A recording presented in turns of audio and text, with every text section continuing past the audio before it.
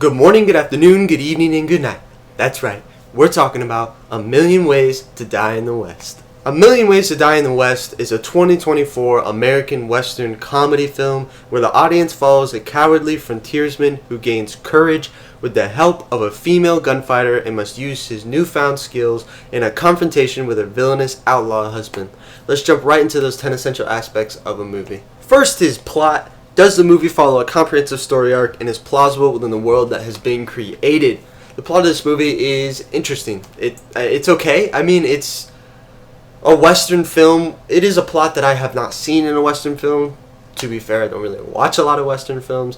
But otherwise, I thought it flowed well. It was an interesting story. Kept me entertained. Second is attraction. Does the movie have an interesting premise with a high entertainment value? I think the director really brings the entertainment value into this movie. It's a Western movie, but it's more of a comedy. It's poking fun at the Wild West. But really, Seth MacFarlane, director of Family Guy, if you like what he does, then you'll like this movie. That's what brings the attraction to this movie. That's what separates it from other Westerns, is the comedy. Third is theme. What message or truth is the movie trying to convey?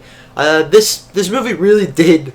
It was pretty much an episode of Family Guy. Very similar. And usually in Family Guy, there is one section because, you know, he's like an 80s man. He likes that 80s entertainment. And 80s entertainment had a good story, but usually there was one simple lesson in there. I think the lesson of this movie was about self-confidence, that anybody can do anything, and as long as you believe in yourself, you'll get it. Fourth is dialogue. Is there a real feel to the conversations? Now, Seth MacFarlane, obviously, he's done lots in entertainment. Years and years of Family Guy. I think he did a good job. He knows his way around the script. He knows how to talk, how to make conversations funny and feel real. I thought they were well done. I thought even the serious parts were done well. So the dialogue in this movie was pretty good. Fifth is acting. Are the characters convincing?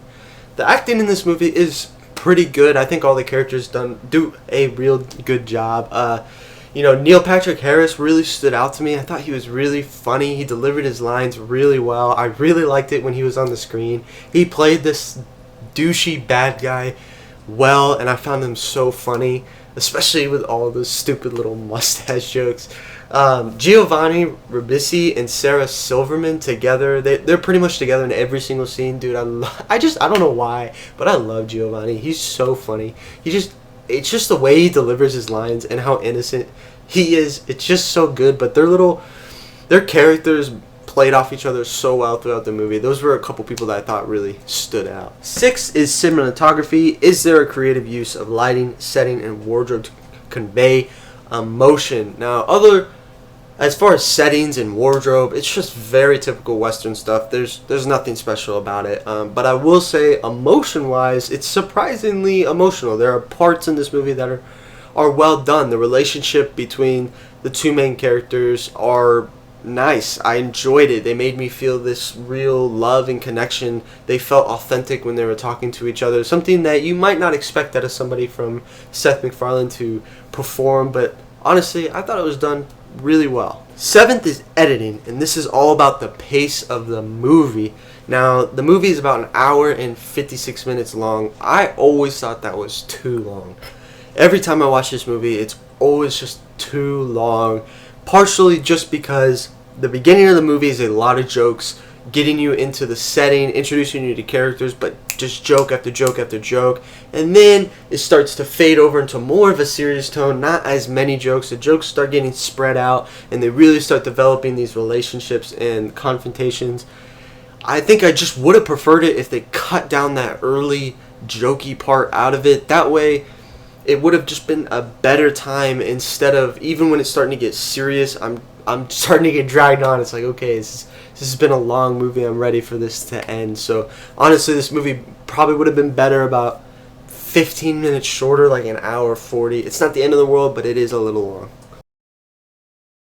Eighth is soundtrack. Now, this is something that also Seth MacFarlane is kind of known for. He he's a Frank Sinatra lover. He loves singing, does a lot of musical stuff in the show of Family Guy, and he brings that into this movie, and it's done well. I normally do not like when, I don't really love musicals. I don't love when characters sing and it makes zero sense, but I found the one musical in this number in this movie to be fun. I enjoyed it, and also the Old West music throughout the movie is fun. I enjoyed it. It's nice. It's uplifting. It puts you really into the scene. So, soundtrack of this movie does stand out a little bit.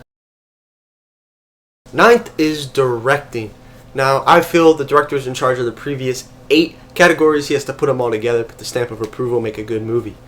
Now, the director, Seth MacFarlane, this was only his second movie, but obviously with Family Guy, he's done a lot of other stuff. He's had a lot of experience, a lot of writing. So, even though it's his second movie, he has a lot of experience already. And the first movie he did was Ted, and then A Million Ways to Die in the West.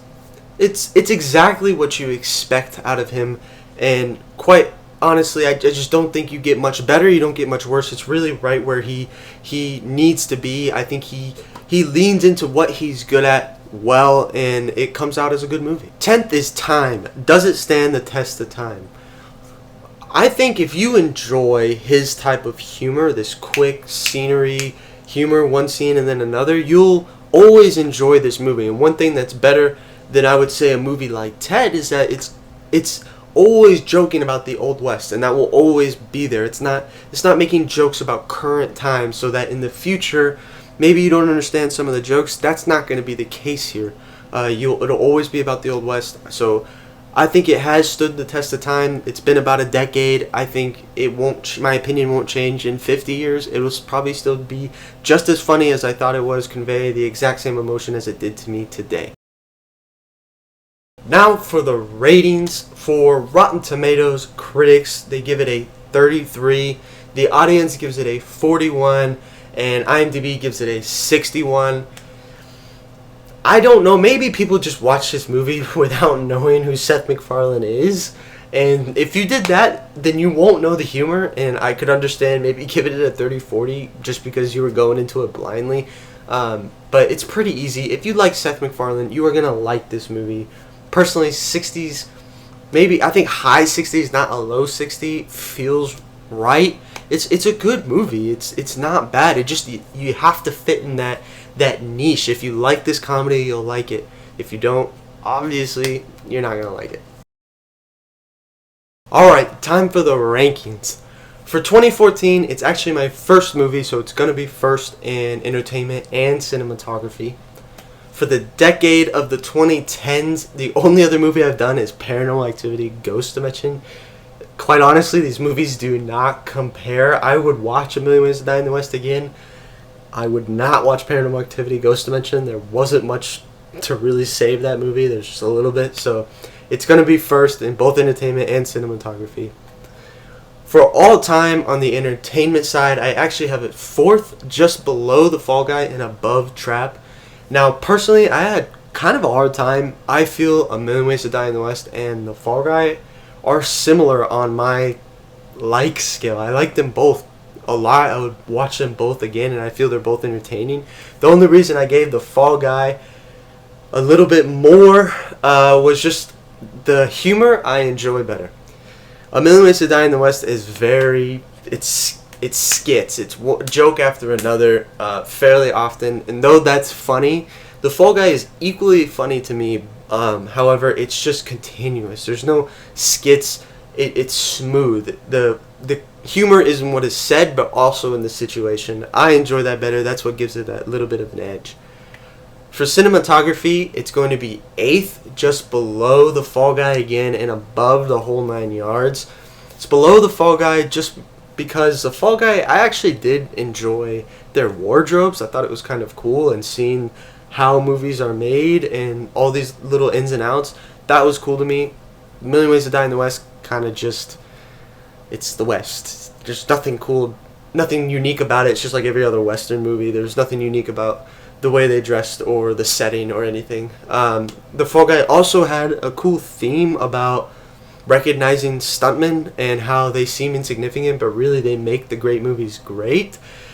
The Million Ways to Die in the West just kind of had like a self-confidence thing.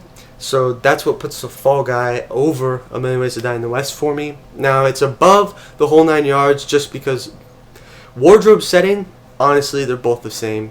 Don't really care either way. Nothing special between both of them. However, A Million Ways to Die in the West, they both had a love interest, but I felt more emotion for the love interest in A Million Ways to Die in the West, not so much for the whole 9 yards. So that's what gives it that edge there. That's all I've got for A Million Ways to Die in the West. Let me know in the comments. I want to hear what you have to say about it. Please make sure you comment what movie you want me to do next. Otherwise, I'm Mr. Majoritarian. Stay classy, San Diego.